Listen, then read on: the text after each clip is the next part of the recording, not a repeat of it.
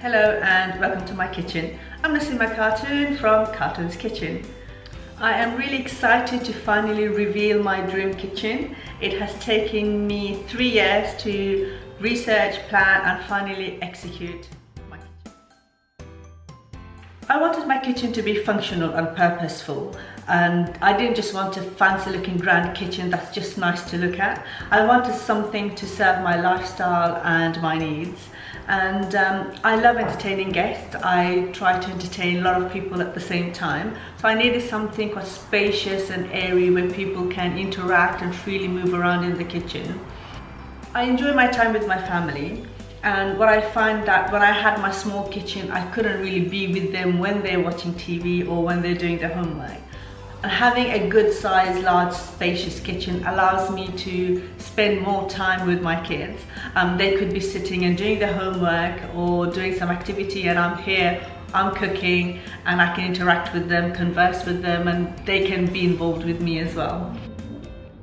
My kids always loved cooking with me. They enjoy baking, they enjoy making their own food, and they enjoy trying different types of recipes. That's why having this space is really ideal for me, because it means that we do cook together, and it's not just the fun element of cooking with your kids. It's also a great opportunity to teach them an important life skill. And recently my husband has taken an interest in cooking as well, so it's nice for the whole family to be together and cook together. The big space also allows me to do my work and run my business from home. As you know, I am a professional fruit carver.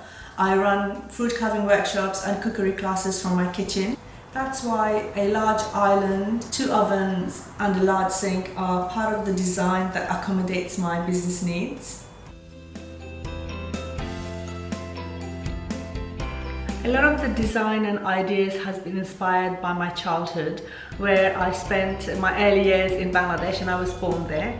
We grew up in a rural village where a lot of the things were made from natural materials.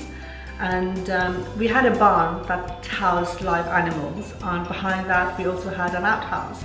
So in terms of the structures, I remember them being quite tall, quite spacious, and there was a lot of exposed beam. And that's where I like the idea of having the exposed beams, because it takes me back to my childhood.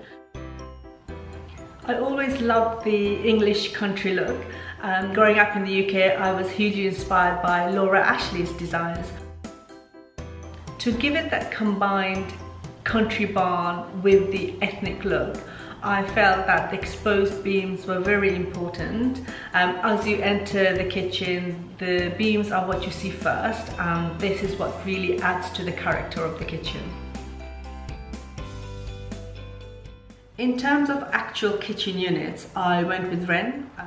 I chose the Shaker Vogue range. I always preferred the classic Shaker style units. What I also liked about this range is the tongue and groove panels. This adds the perfect finishing to the country style look that I'm going for. I chose a combination of grey and blue kitchen units. I have grey throughout the house, which is a neutral colour, but I wanted to create a wow factor on first appearance. Having the pantry cabinets and drawers in classic navy blue is one of the best ways to make it more dramatic, especially when it's a contrast colour from the rest of the kitchen. And did I tell you, blue is my favourite colour? With regards to the appliance and worktop, I did not get them from Wren. The appliances I purchased from online, Amazon, they had a very good range of branded appliances. I went for a laminate worktop purely because of my budget. I wanted a worktop that matched the theme of the whole kitchen, and that's why I chose a stone effect worktop. I absolutely love my coffee bar. I like to keep everything, the tea and coffee making facilities in one place, so that everything is here and we don't have to move from one place to another. Instead of a normal worktop, we've used the end panels from our kitchen units, and I've asked my builder to put it on here instead of a worktop, and I think that goes really well. And what we've also done is use more end panels to fill in the back, where normally this would have been exposed and this would have been part of the wall. But I've asked my builder to put this at the back so it goes neatly together as one piece. So with regards to this, I have a hidden sink under there, which we take off when we have lots of guests.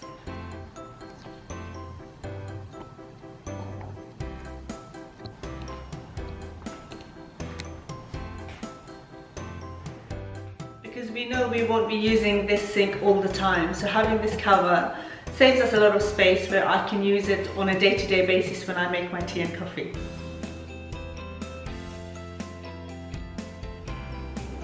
In terms of accessories, I chose this very carefully to go with my kitchen design and concept. I chose brick effect tiles instead of splashback.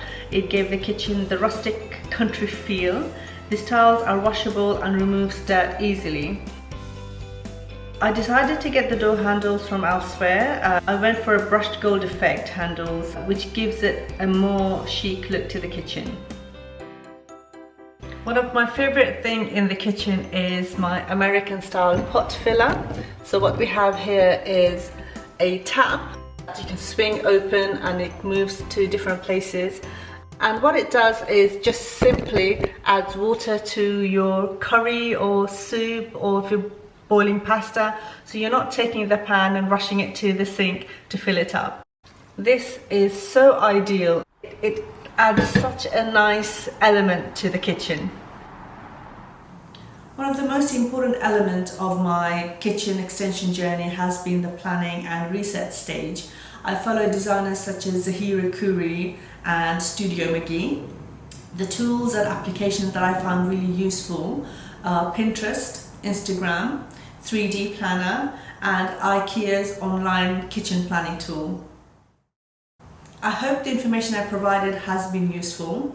I will create more videos with lots of tips and advice on how to plan a new kitchen, from designing element to choosing an architect and a builder, and how to manage finances. Please post your comments, thoughts and insights into the comment section, and most importantly, don't forget to subscribe to my two new channels, Fruitima and Khatuns Kitchen. See you soon.